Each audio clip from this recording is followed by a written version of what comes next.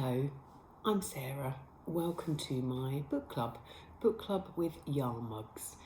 This is the first book club of 2025. I'm a little bit late recording. I was hoping to record on the 31st of January, but we're here today on a really sunny, frosty Sunday morning. So welcome. If you are new, this is a place where I chat about the books I've read and listened to, and I also discuss a book club read which some of you may have joined in with.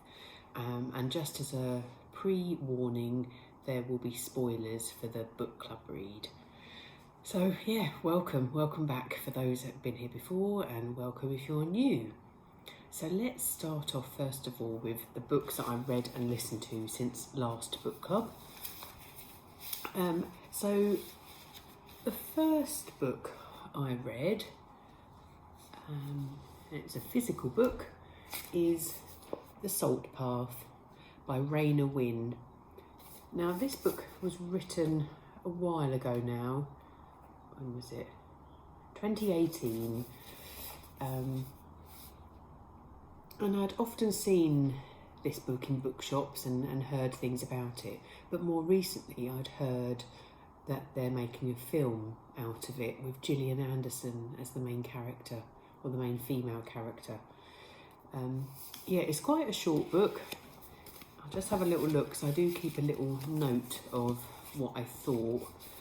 But essentially this book is about a couple who lose everything, lose their home, and become homeless, and they decide to go on a journey rather than declare themselves homeless and get a home or temporary housing. They go on a walking journey with wild camping, and also Moth, Raynor's husband, is really ill, and it's their journey, yeah, of the conditions, how they're feeling, how they're managing on hardly any money, the types of food they're eating.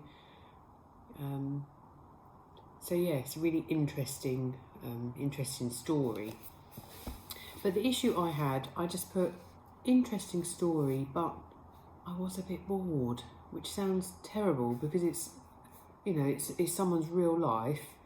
But I do really want to watch the film to see if I get anything more from that. It says here, a tale of triumph, of hope over despair, of love over everything. Yeah, I'm not sure. Has anyone else read it? I probably would give it 3 stars, just because I read it and enjoyed parts of it. And it's unbelievable as well. You know, you just can't imagine how they managed and how they coped. The walk was 630 miles.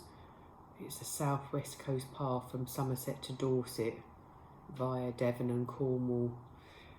Yeah, let me know. Have you read it? What did you think? But I do want to read, I do want to watch the film, and there is a subsequent book after this as well.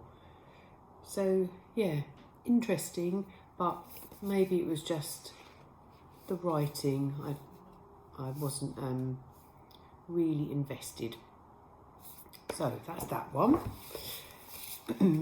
My next book was an Audible book, and I chose to listen to this one because I was watching, is it called Between the Covers? It's a little book club programme on UK TV on BBC Two, hosted by Sarah Cox, and there was a lady on there, and they often discuss their favourite ever book, and her favourite ever book was Persuasion by Jane Austen. So I'd never read any Jane Austens, so I downloaded that. Oh, and I was really bored as well. So yeah, I was bored throughout, but the last hour was more interesting. Disappointed. Yeah, and I really don't like giving really negative reviews, but yeah, there was nothing there that kept me interested. Yeah, and I suppose a lot of it is about the time and women and being in, you know, getting married and or being too old or considered too old when you're only in your 20s, and yeah, I didn't enjoy it at all. So 2 kind of not so positive books.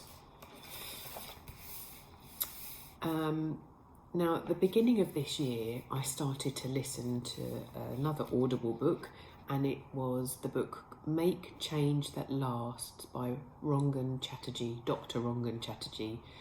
And I was absolutely blown away by this Audible book. I have been following him on Instagram, and I've since started listening to his podcasts. He's got hundreds and hundreds of really interesting podcasts. But this book, I bought it at the beginning of the year with the hope of, I wonder if it will help me, when you talk about New Year's resolutions or trying to be healthy. Nothing in particular, but it was more just, I wonder what he's got to say about making change and making change that lasts. But I've put here, absolutely amazing, life-changing, will read and listen again and again, now working through his podcast videos. Yeah, it was really... some of the Audible, like the narration, initially it was quite stilted in his kind of the way he spoke, but as time went on, it definitely became a bit more natural. And a lot of the chapters in the books where he's talking about particular things, he relates it back to one of his podcasts, and it did feel a little bit like selling, go back and go to this website, and it was just the repeating of his website and his podcast, which is fine because I do want to go back, but hearing that over and over again, just was a little bit irritating. But the content was really amazing, really thought-provoking, really makes you think about your life, your relationships, work, time for you, doing things that make you feel happy, thinking about death, all sorts of things. I would highly recommend it, and I would be keen to read or listen to his other books. At one point I thought, shall I buy the book so I can kind of keep referring to it? But on Audible, you've bought the book, you can keep the book, and I listened to it again, and I kind of jumped through the bits that I wasn't as interested in. Like he says at the end, think about the chapters that really touched you, or you really felt it resonated with you. So I listened to it all, but just some of the bits he was talking about in his own life, I just kind of skipped through till I got to the bits where he would give you tasks or things to do or think about. So I'd highly recommend that. Make Change That Lasts by Dr. Rangan Chatterjee. Then the next Audible book was absolutely amazing. Now, my friend Gaynor recommended, she hadn't read this book, but she'd seen something talking about an Audible, not necessarily an Audible, I think it was on BBC Sounds, like an adaptation with multiple actors. So you'd listen to it on BBC Sounds, but I went on Audible to find it on there, and it is the Cazalet Chronicles, Cazalet being the name of a family, so it's a big family saga, and it's a collection of 5 books, and I listened to the first one called The Light Years by Elizabeth Jane Howard. So it's the first Cazalet Chronicles book. And I just loved it from the minute I started listening to it. If you really love family sagas, lots of characters, but all the characters are really, you get to know very well. It wasn't confusing at all, but also it's after the First World War and before the Second World War. It's multi-generational, and I imagine that we're going to get to know more about all of the different characters throughout the next 4 preceding books. But I've put here an amazing family saga across generations. I love the descriptions of life, food and feelings. It was definitely a sign of the times regarding sex, periods, relationships, teeth. There were emotional moments, the discussion about parenting. So I'm really, really pleased that there are going to be 4 more books that I can enjoy regarding this family. Have you read that? because a few people has messaged me since saying, I'm so glad that you've read this book. It's my favourite book ever, or my favourite series ever. But yeah, I absolutely love that. 5 stars all the way. I'm currently reading a physical book, and I've got about 100 pages to go. I was really hoping to have it finished before today, but I'm still reading that, so I'll share that one next time. And I just wanted to show some books that I'm thinking about for future book club reads that we can read together. When I've shared some before, so many of you have read those books already, and I don't want to choose a book that you've already read. So let's have a look at that before we talk about the last book club read. Now, the other day I was in my local supermarket in Sainsbury's and came across this book, and it was £5, and I picked it up because I really, really loved her previous book, Cleopatra and Frankenstein. So this is an option for a future book club read. So let me know if you have read it already, or if you're keen. I would definitely love to read this along with you.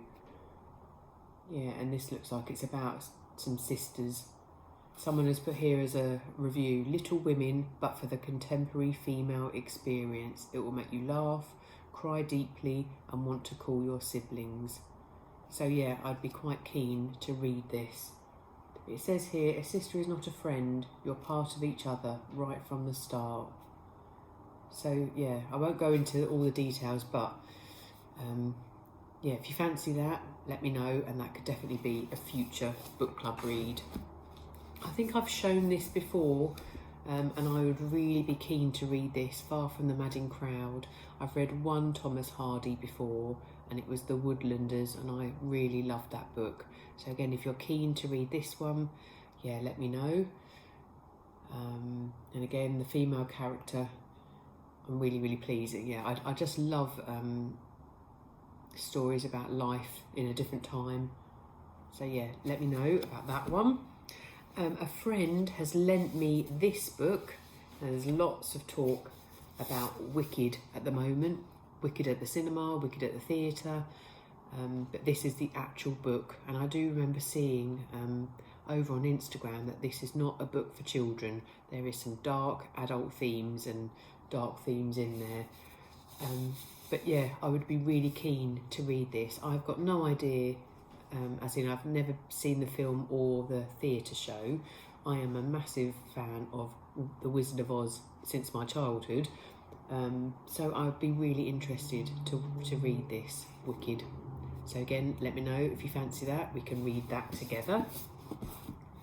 And I've mentioned this before as well, and it's only because I really want to read this book. So this is in a series. I think there's more. I think originally there was maybe 7 books, but there are more now. The first book in this series was called The Seven Sisters, and this is book 3.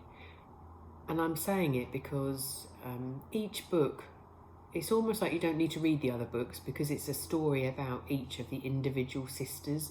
The first book, I suppose, sets the scene, but when I read the second book, it was almost like it kind of explained what it was about as well. So this is book number 3. Look at that lovely picture. That makes me really want to read it. It reminds me of Little House on the Prairie. So yeah, if you've already read them, that's fine. I'll read this in my own time. But if you've started to read that series and you would like to read the number 3 with me, let me know. So yeah, so that's a few of the possible future book club reads. I'm now going to talk about the book club read, excuse my wet hair by the way, the book club read that we read recently. So in my last book club, I said I was going to start reading this book on January the 1st, Songbirds by Christy Lefterry. I've had a few messages that some people found this book really hard and wanted something a bit more uplifting. And I think I said in the last one, I was a little bit nervous that this might be sad. I didn't want people to read it in December because I know some people want to read cosy seasonal books. So yeah, I started to read this in January. I had read this book as well, The Beekeeper of Aleppo. Loved it. That was sad as well, again, because they tend to be based on true events. So yeah, this book, when was this one written? 2021, so not very old.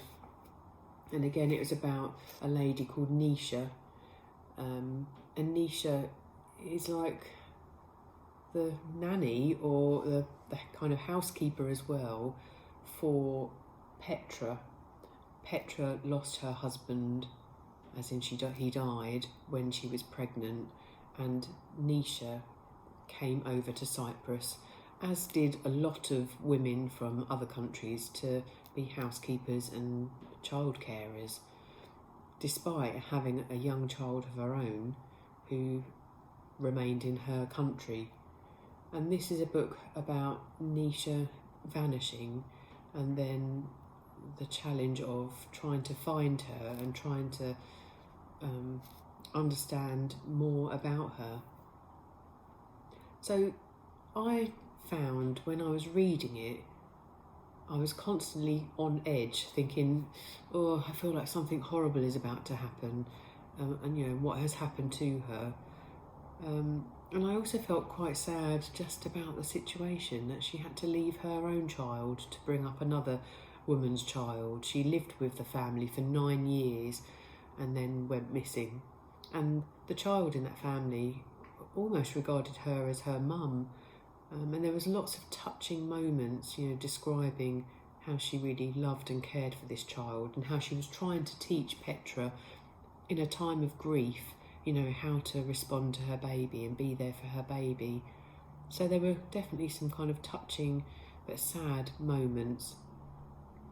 There's also, you know, quite graphic detail of poaching of these beautiful birds. But yeah, I can understand how you all felt, as in it felt, yeah, you just know something bad's going to happen.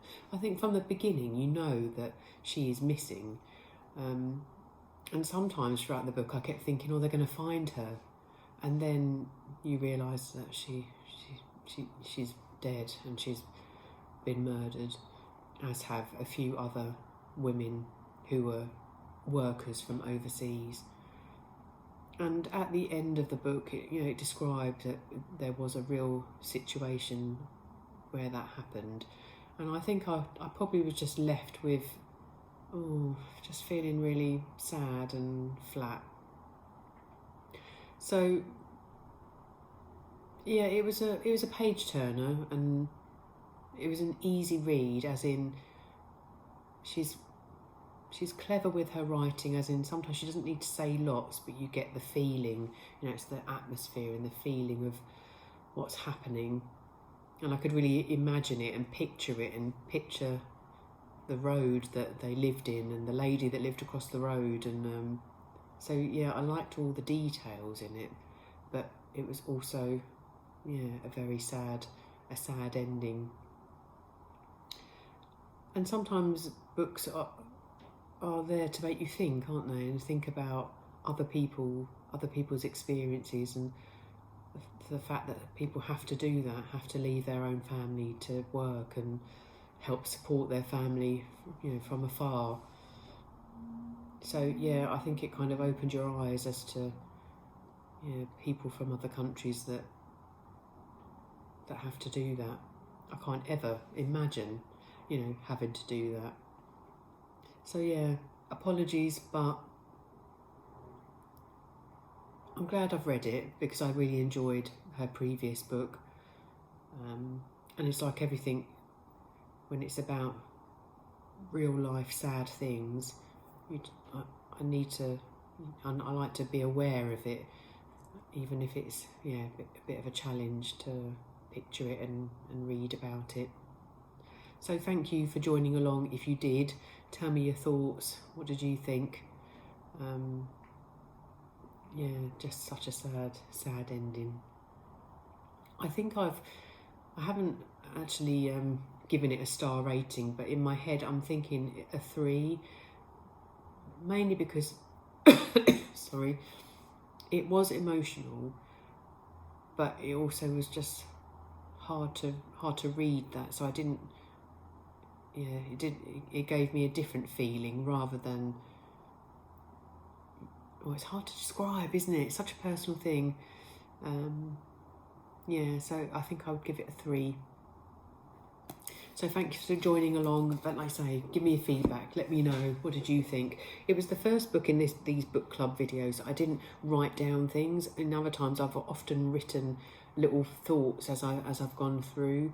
But I think my overwhelming sense was a sense of doom, and like, oh my goodness, what on earth's going to happen? And yeah, and even with her partner, her boyfriend or her lover, I felt so sad about that. There was a scene where she was pregnant and lost the baby, and that was really sad. So that's what I mean. That feeling of sadness was really strong. So thoughts for 2025 are, I have been doing book club monthly, but some people are struggling to kind of keep up and have the book finished by the time we've done the next video. So what I thought I would do is, from now I'm going to do them every other month, to give people enough time to read the book, and then we can chat about it. So I want my next book club to be in the end of March. I'm just going to look on the calendar. Yeah, I'm thinking the 28th of March. So that gives us a couple of months to read the next one. Oh, excuse me, I've got hiccups. And my next book club read that I'd really love to read, and I'd love you to join in with me, is this. Margaret Atwood's The Blind Assassin.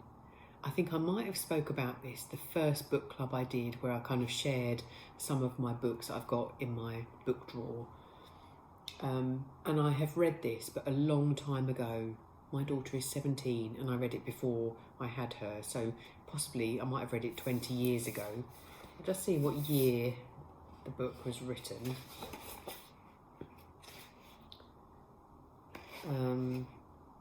First published 2001. Yeah, so over 20 years ago. I love Margaret Atwood. I've read lots of her books. You may all know her already, or if you haven't, she wrote The Handmaid's Tale, which I'm also keen on reading again. My daughter is currently reading it for her A-levels, and I would definitely like to reread that. I have watched the series, every single one of the episodes. Yeah, it's powerful, hard reading, but yeah, I would like to read that again, because we also have that book that was written a couple of years ago. Is it called The Testaments? So I feel like I want to reread Handmaid's Tale before I read that. So I'm going to give you a bit of information about this book on the back. It says, 10 days after the war ended, my sister Laura drove a car off a bridge. The bridge was being repaired. She went right through the danger sign. Nothing much was left of her but charred smithereens. More than 50 years on, Iris is remembering Laura's mysterious death. So it's quite unusual, isn't it, just to see like a description of a book like that. And I remember at the time thinking, oh my goodness, why did she do that? I was just so curious. And I do remember reading this book. It's a bit of a chunk, and just loving every minute. Yeah, so this is the next book club. I hope you read it with me. It did win a Booker Prize at some point. Yeah, so hopefully you'll enjoy it as well, but I'm really looking forward. I'd very rarely reread books, but I bought this especially because I just knew, it's still in my memory. I can't remember, I just remember bits of it, but just remember the feeling more than anything that, yeah, I really want to read this. I'm just trying to see how many pages, because it is big. Yeah, it's over 641 pages. But yeah, if you fancy reading this big tome, let me know in the comments. But if not, catch up on book club if you fancy, and that will be March, what do we say, March the 28th. So happy reading. Chat if you want to. Let me know your thoughts about possible future book club reads with those, and I'll see you in March. See you soon.